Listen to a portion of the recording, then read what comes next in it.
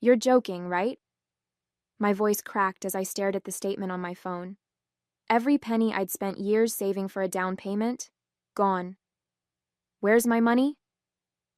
Maria, my mother, didn't even bother looking up from her coffee. Oh, relax, Juliana. It went to something important. Important? I nearly choked. It's all gone. Where did it go? She glanced at Greg, my stepfather, who sat next to her with a smug grin, swirling his coffee like we were having a casual chat. The party, Maria said, her tone dismissive, as if she'd just explained where the car keys were. We needed a little extra to make it special. You used my savings to pay for your anniversary party. My hands trembled as I clutched the phone. That was for my house. You had no right. Greg chuckled, finally chiming in. We're your parents, he said, leaning back. We don't owe you anything, Juliana. Families share. You'll get over it. My name is Juliana, and for as long as I can remember, my mother and stepfather have treated me like a second-class citizen in my own family. My dad died when I was 12, leaving behind not just a void in my life, but a modest inheritance he'd hoped would give me a head start in adulthood. He trusted Maria to handle it until I was old enough to use it responsibly. Instead, she treated it like a family piggy bank. For years, I stayed quiet, letting little infractions slide. I didn't say much when she dipped into the fund for emergencies or used it to cover Greg's credit card debt. But this time was different. This wasn't a couple $100s here and there. It was my entire down payment, nearly $25,000, blown on catering, decorations, and some overpriced venues so they could show off to their friends. I wasn't just angry. I was heartbroken. I'd worked so hard to save that money, working extra shifts, skipping vacations, even living in a smaller apartment just to scrape together every dollar. And now, in one selfish move, they'd taken it all away. I want it back, I said, trying to keep my voice steady. You're going to pay me back every cent. Maria rolled her eyes, setting her mug down with a clink. Don't be so dramatic, Juliana. It's not like you're homeless. You can always save more. It's not about that, I snapped. It's about the fact that you stole from me. That money was mine. Greg smirked, clearly enjoying the show. Technically, it was your dad's money, and we're your parents. We're the ones who decide what's best for the family. The word family hit me like a slap. For years, they'd used that word to justify everything, from borrowing money without asking to dismissing my feelings whenever they crossed the line. But this wasn't family. This was theft. I'm not letting this go, I said, my voice trembling with rage. Do what you have to, Maria said with a shrug, picking up her coffee like she hadn't just ripped my dreams away. But don't expect us to apologize. We did what was necessary. I left their house that day shaking, the air in my lungs thick with frustration.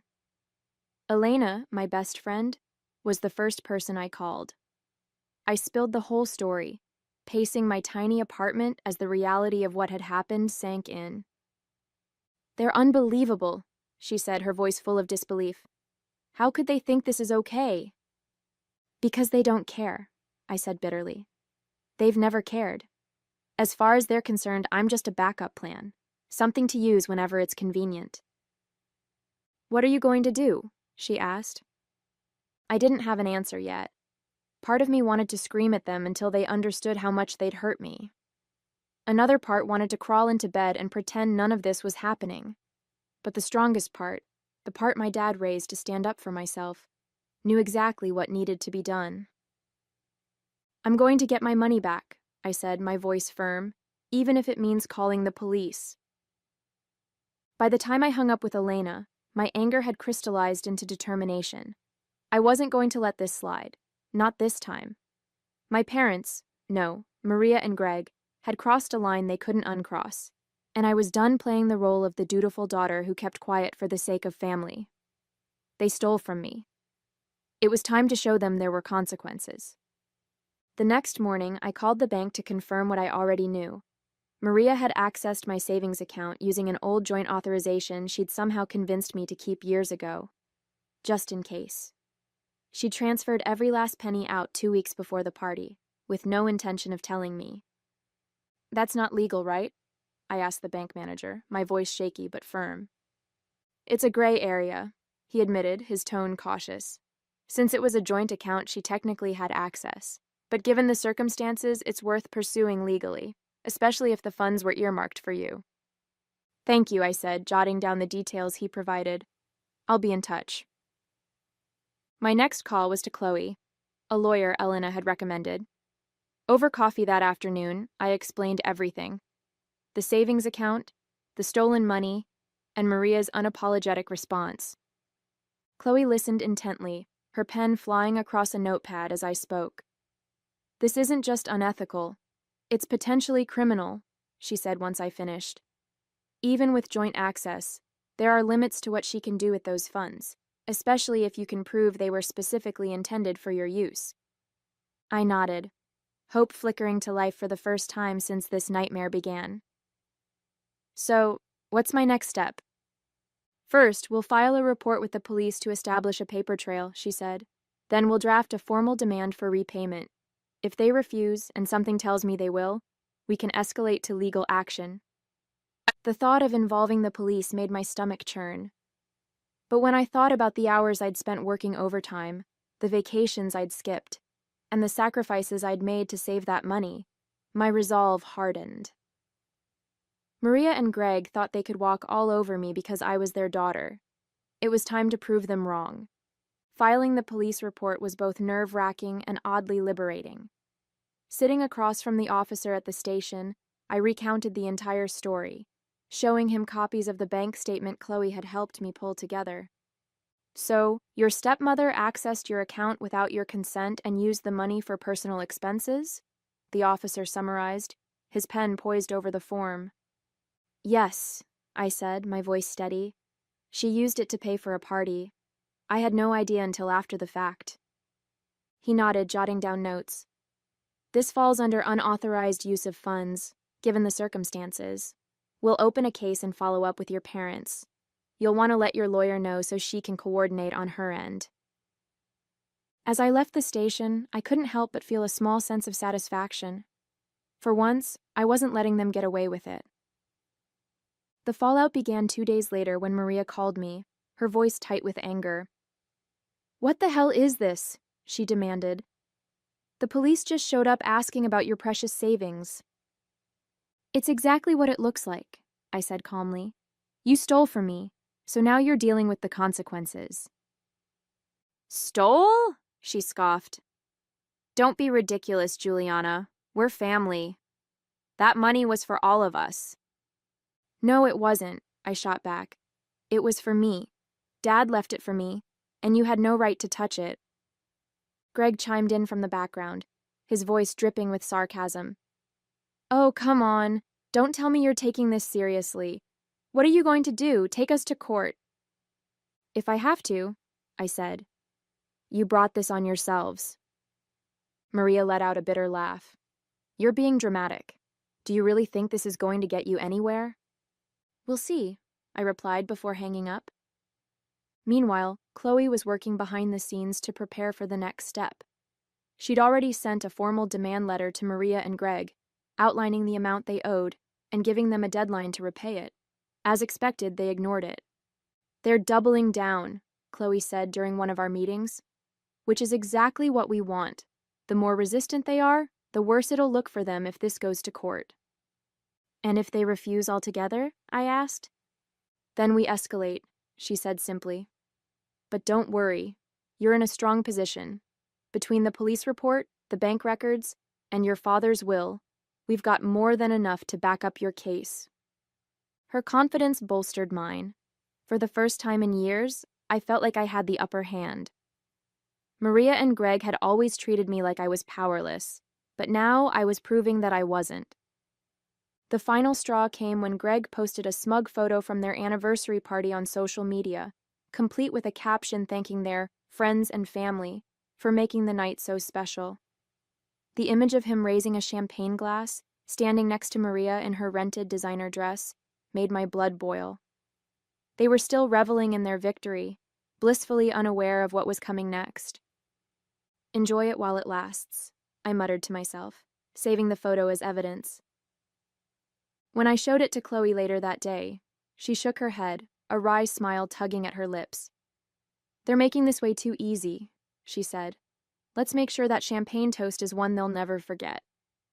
It was a week later when the fallout finally came to a head. I was sitting at my kitchen table, sipping coffee, when my phone buzzed. It was Chloe. "They've been served," she said, her voice crisp with satisfaction. "The demand letter is now officially part of the case file, and the police are following up with a formal notice of investigation."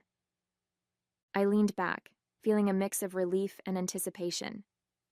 "How do you think they'll react?" "Oh, they'll panic," Chloe said. "And when people panic, they either double down or crumble. Either way, we win." Sure enough, Maria called me later that day, her tone frantic and defensive. "Juliana, what are you doing?" she demanded. "You're really going through with this? You'd put your own family through the legal system over a little misunderstanding?" I took a deep breath, keeping my voice calm. "This wasn't a misunderstanding, Maria. You stole from me. And if you thought I'd just let it slide, you were wrong." "We didn't steal," she shouted. "We borrowed. It was for the party. You should be proud we could celebrate as a family." I couldn't help but laugh, the sound bitter and sharp. "Celebrate? You mean flaunt my money in front of your friends, while I'm stuck scrambling to rebuild my savings? No, Maria. That's not family. That's selfishness." Greg grabbed the phone from her, his voice oozing with condescension. "You're blowing this out of proportion, kiddo. Nobody's going to side with you on this. We're your parents. We've sacrificed for you. Don't you think you owe us a little gratitude?" "Gratitude?" My voice cracked, anger bubbling to the surface. "For what? For taking what wasn't yours? For mocking me when I asked you to pay me back? No, Greg. The only thing I owe you is accountability. And trust me, you're about to get it." That evening, the police knocked on their door. Chloe had warned me not to expect fireworks. It wasn't an arrest, just a formal inquiry. But I couldn't help imagining their faces as the officers explained the seriousness of the situation. Sure enough, Maria called me again, this time with a completely different tone. "Juliana, please," she said, her voice shaking. "You didn't need to bring the police into this. We can talk about it, figure something out." "We tried talking," I reminded her. "You laughed in my face and told me to get over it. Now it's out of my hands." Her voice cracked. "This could ruin us. Do you really want to do that to your own mother?" The irony of her words hit me like a slap. Your own mother. As if she hadn't already ruined the trust between us. As if her actions didn't scream that she cared more about appearances than about me. "I didn't do this to you," I said quietly. "You did it to yourself." A week later, we were sitting across from each other at a mediation table. Chloe sat by my side, her presence steady and reassuring, while Maria and Greg fidgeted in their chairs. They looked different now, less smug, more uncertain. The reality of their situation was finally sinking in. The mediator, a calm, middle-aged man with glasses, cleared his throat. "We're here to discuss the unauthorized use of Juliana's savings account and determine an appropriate resolution. Juliana, would you like to begin?" I nodded, my voice steady as I laid out the facts. That money was meant for my down payment on a house. I spent years saving it. Maria and Greg emptied the account without my knowledge and used it to pay for a party. When I asked them to pay me back, they refused and mocked me. "I'm here to get what's mine." Maria tried to interrupt, but the mediator held up a hand. "You'll have your turn, Mrs. Grant." She sank back in her chair, her face tight with anger. When it was her turn to speak, Maria's voice was shaky but defensive. "We didn't mean any harm. We thought it was better for the family to celebrate. Juliana's young. She has time to save more. We didn't realize she'd take it this far." "You didn't realize?" Chloe cut in, her voice sharp. "You drained her account without permission and then dismissed her concerns. That's not a misunderstanding. That's theft." Greg opened his mouth to argue, but one look from the mediator silenced him. "Let's stick to the facts," the mediator said. Based on the evidence, it's clear the funds were intended for Juliana's use. Mrs. Grant, Mr. Grant, you have two options. Repay the full amount immediately, or face a civil suit, potentially accompanied by criminal charges. Maria's face turned red, her composure cracking. We don't have that kind of money lying around, she snapped. We spent it on the party. Then you'll need to figure out a way to repay her, the mediator said firmly. Otherwise, we proceed with legal action. For a moment there was silence. Then Greg leaned forward, his voice low. What if we agree to a payment plan? Chloe raised an eyebrow. That's a start, she said. But Juliana has the final say. I looked at them, seeing not the untouchable figures of authority they'd always tried to be, but two flawed, selfish people scrambling to avoid the consequences of their actions. A payment plan is fine, I said finally. But I want it in writing, and if you miss even one payment, the deal's off. They nodded reluctantly, their bravado completely gone. As we left the mediation room, Chloe put a hand on my shoulder. You did good, she said. They won't forget this. Neither would I. The mediation agreement was signed that same day, and as I walked out of the building, I felt a weight lift off my chest. It wasn't just about the money anymore, though getting it back was a relief. It was about standing up for myself. For years, I'd let Maria and Greg take advantage of me, convincing myself that it was easier to stay silent. But not this time. This time, I'd made them face the consequences, and they couldn't wriggle out of it. Chloe met me at the door, holding a copy of the agreement. They'll be making monthly payments directly into your account, she said, giving me a proud smile. If they so much as miss one, we're ready to file a lawsuit. Thanks for everything, Chloe, I said. I couldn't have done this without you. You did the hard part, she replied. I just made sure the system worked for you. The first payment came through a week later, and while it wasn't the full amount, seeing even a fraction of my savings back in my account was like a balm for my anger. Elena came over that evening to celebrate, bringing takeout and a bottle of wine. To never letting anyone walk all over you again, she said, raising her glass. To finally standing up for myself, I replied, clinking mine against hers. As we talked, I realized how much had changed in the past few weeks. For so long, I'd put Maria and Greg's needs ahead of my own, convincing myself that family obligations outweighed my feelings. But this experience had shown me that boundaries weren't just important, they were necessary. If I didn't protect my own interests, no one else would. Maria called a few days later, her tone hesitant and unusually subdued. Juliana, I wanted to check in, she said, as if we hadn't just been through a legal battle. I let her words hang in the air for a moment before replying. Is this about the payments? I asked, keeping my voice neutral. No, she said quickly. I just wanted to see how you're doing. I didn't believe her for a second. She wasn't calling out of concern. She was calling because she didn't know how to handle the new dynamic between us. For the first time, she couldn't guilt or manipulate me into giving her what she wanted. I'm doing fine, I said, and I expect the next payment on time. There was a pause, and then she sighed. We're family, Juliana. I hope one day you can forgive us. I didn't respond to that. Forgiveness was a long way off, and it wasn't something she could demand just because it suited her. I have to go, I said, ending the call before she could say anything else. Over the next few weeks, I started to rebuild, not just my savings, but my sense of self. I adjusted my budget, picked up a few extra shifts, and focused on the future. The dream of buying my own home was still alive, and while Maria and Greg's payments weren't enough to cover everything, they were a start. Every time a payment hit my account, it felt like a small victory, a reminder that I had taken control of my life. It wasn't about revenge. It was about justice, about proving to myself that I was stronger than the people who had tried to take advantage of me. And I was. Months later, as I scrolled through real estate listings, I felt a flicker of hope I hadn't allowed myself to feel in a long time. The savings were growing steadily, partly from my own hard work, partly from Maria and Greg's payments. While the process was slower than I'd planned, the goal of buying my own home was back within reach. I smiled as I bookmarked a listing for a small but charming house on the outskirts of town.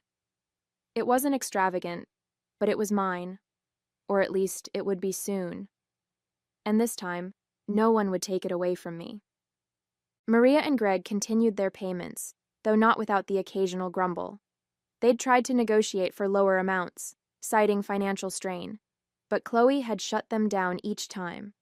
The terms were clear, and any deviation would result in immediate legal action. They had no choice but to comply. I didn't hear from them often, which was fine by me. When Maria did call, it was usually under the guise of checking in, though her real motive was always clear. "We've learned our lesson," she said during one call, her voice strained. "I hope we can move past this someday." I didn't bother sugarcoating my response. "Moving past this starts with you taking responsibility, Maria, and that means finishing what you started." There was silence on the other end before she muttered a curt goodbye. I hung up, feeling no guilt. For the first time, I wasn't bending over backward to make someone else feel better at my expense. It was freeing. Elena and I celebrated my progress one evening over dinner. As we clinked glasses, she said, "You know, I've never seen you like this, so confident. It looks good on you." "Thanks," I said, smiling. "I guess I finally realized that standing up for myself doesn't make me a bad person. It just makes me... me. And you are pretty awesome," she said with a wink. We laughed, and for the first time in years, I felt like I was exactly where I was supposed to be. The betrayal, the anger, the fight, it had all been worth it, not just to reclaim my savings, but to reclaim my self-respect. A few weeks later, I drove by the house I'd bookmarked. I parked across the street, imagining myself inside, filling it with my things, my life, my future. It wasn't just a house. It was a symbol of everything I'd worked for and everything I'd overcome. As I sat there, I thought about my dad. He'd worked so hard to provide for me, to make sure I had a foundation to build on. Maria and Greg had tried to take that from me, but they hadn't succeeded. I knew he'd be proud, not just of the house I'd soon own, but of the strength I'd found in myself. I took a deep breath and smiled. This was my life, and it was finally mine to build.